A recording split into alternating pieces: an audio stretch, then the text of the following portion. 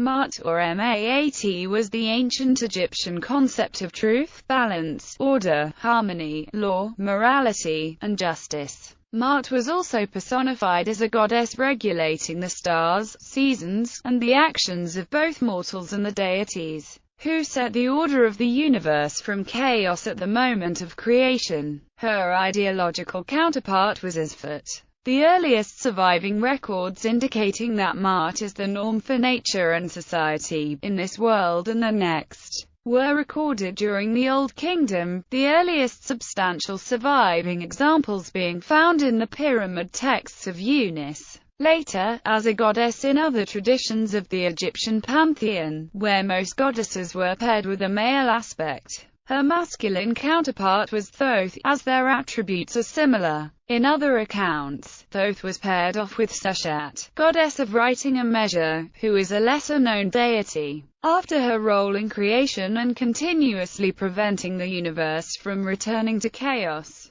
her primary role in Egyptian mythology dealt with the weighing of souls that took place in the underworld, Duat. Her feather was the measure that determined whether the souls of the departed would reach the paradise of afterlife successfully. Pharaohs are often depicted with the emblems of Maat to emphasize their role in upholding the laws of the Creator. Maat as a principle. Maat represents the ethical and moral principle that every Egyptian citizen was expected to follow throughout their daily lives. They were expected to act with honor and truth in manners that involved family, the community, the nation, the environment, and God. Maat as a principle was formed to meet the complex needs of the emergent Egyptian state that embraced diverse peoples with conflicting interests. The development of such rules sought to avert chaos, and it became the basis of Egyptian law. From an early period, the king would describe himself as the Lord of Maat, who decreed with his mouth the Maat he conceived in his heart.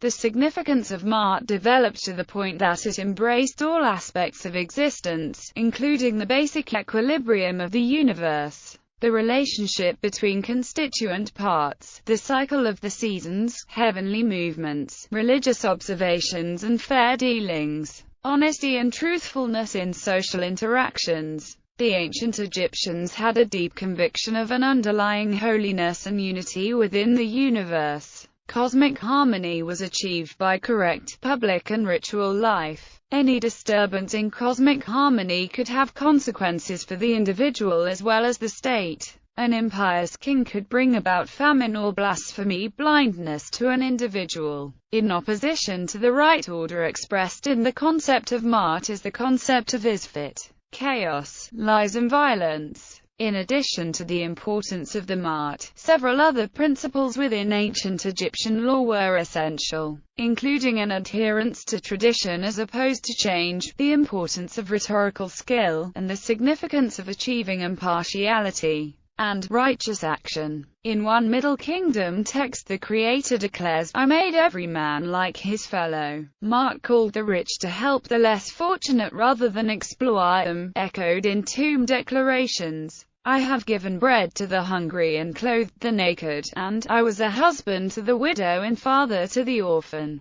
To the Egyptian mind, Maat bound all things together in an indestructible unity. The universe, the natural world, the state, and the individual were all seen as parts of the wider order generated by Maat. A passage in the instruction of Ptah presents Maat as follows. Maat is good and its worth is lasting. It has not been disturbed since the day of its creator, whereas he who transgresses its ordinances is punished. It lies as a path in front even of him who knows nothing. Wrongdoing has never yet brought its venture to port. It is true that evil may gain wealth, but the strength of truth is that it lasts. A man can say, "It was the property of my father." Maat and the law. There is little surviving literature that describes the practice of ancient Egyptian law. Maat was the spirit in which justice was applied rather than the detailed legalistic exposition of rules.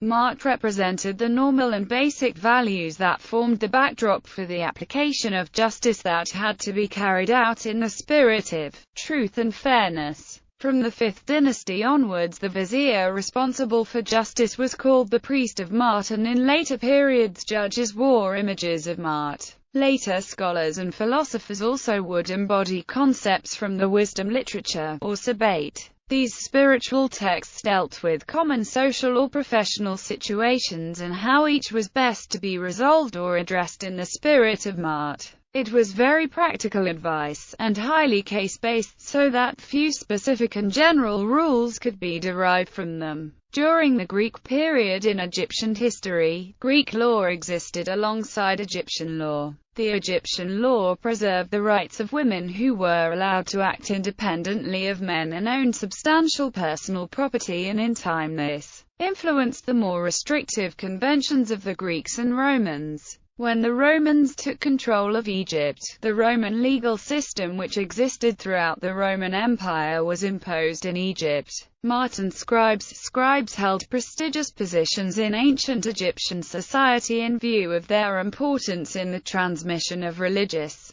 political and commercial information. Thoth was the patron of scribes, who is described as the one who reveals Maat and reckons Maat, who loves Maat and gives Maat to the doer of Maat. In texts such as the Instruction of Amenemop, the scribe is urged to follow the precepts of Maat in his private life as well as his work. The exhortations to live according to Maat are such that these kinds of instructional texts have been described as Maat literature. Maat as a goddess. Maat was the goddess of harmony, justice, and truth, represented as a young woman, sitting or standing, holding a scepter, the symbol of power, in one hand, and an ankh, the symbol of eternal life, in the other. Sometimes she is depicted with wings on each arm or as a woman with an ostrich feather on her head. The meaning of this emblem is uncertain, although the god Shu, who in some myths is Maat's brother, also wears it.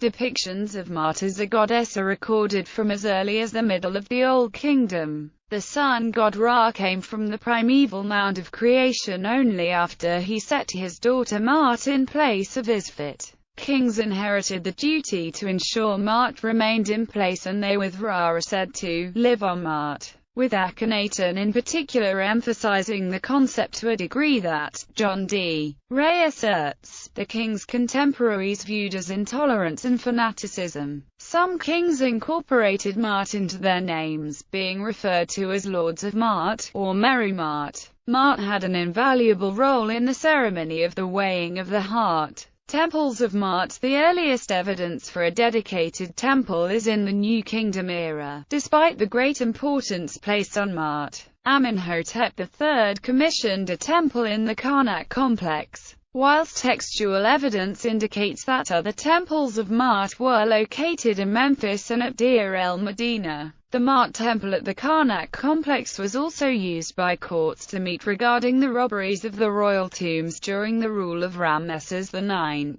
Maat in the afterlife. See also, True of Voice, the weighing of the heart in the Duat, the Egyptian underworld. The hearts of the dead were said to be weighed against her single feather of Maat, symbolically representing the concept of Maat. In the Hall of Two Truths. This is why hearts were left in Egyptian mummies while their other organs were removed, as the heart was seen as part of the Egyptian soul. If the heart was found to be lighter or equal in weight to the feather of Maat, the deceased had led a virtuous life and would go on to Aaryu. Osiris came to be seen as the guardian of the gates of Aaryu after he became part of the Egyptian pantheon and displaced Anubis in the Adode tradition. A heart which was unworthy was devoured by the goddess Ammit, and its owner condemned to remain in the Duat. The weighing of the heart, pictured on papyrus in the Book of the Dead, typically, or in tomb scenes, shows Anubis overseeing the weighing and the lioness Ammit seated awaiting the results so she could consume those who failed. The image would be the vertical heart on one flat surface of the balance scale and the vertical shoe feather standing on the other balance scale surface. Other traditions hold that Anubis brought the soul before the posthumous Osiris who performed the weighing. While the heart was weighed, the deceased recited the 42 negative confessions as the assessors of Maat looked on.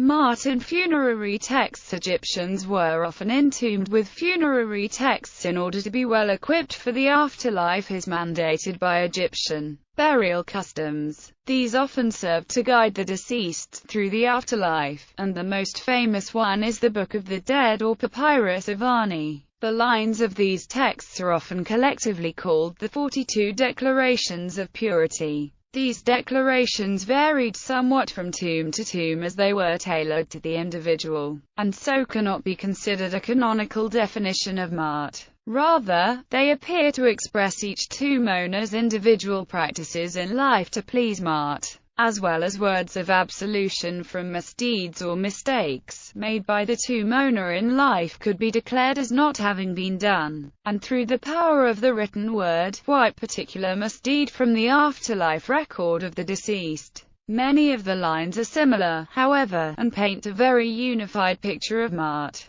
The doctrine of Maat is represented in the declarations to reach Merta Ethent Maat and the 42 negative confessions listed in the Papyrus of Ani. The following are translations by E. A. Wallace Budge. 42 negative confessions. I have not committed sin. I have not committed robbery with violence. I have not stolen. I have not slain men and women. I have not stolen grain. I have not purloined offerings. I have not stolen the property of the gods. I have not uttered lies. I have not carried away food. I have not uttered curses. I have not committed adultery. I have not lain with men. I have made none to weep. I have not eaten the heart, i.e., I have not grieved uselessly, or felt remorse. I have not attacked any man. I am not a man of deceit. I have not stolen cultivated land. I have not been an eavesdropper. I have slandered no man. I have not been angry without just cause. I have not debauched the wife of any man. I have not debauched the wife of any man. I have not polluted myself. I have terrorized none. I have not transgressed the law. I have not been wroth. I have not shut my ears to the words of truth. I have not blasphemed. I am not a man of violence. I am not a stirrer-up of strife. I have not acted with undue haste. I have not pried into matters. I have not multiplied my words in speaking. I have wronged none. I have done no evil. I have not worked witchcraft against the king. I have never stopped the flow of water. I have never raised my voice. I have not cursed God. I have not acted with evil rage. I have not stolen the bread of the gods. I have not carried away the confused cakes from the spirits of the dead. I have not snatched away the bread of the child, nor treated with contempt the god of my city. I have not slain the cattle belonging to the god. Assessors of Maat.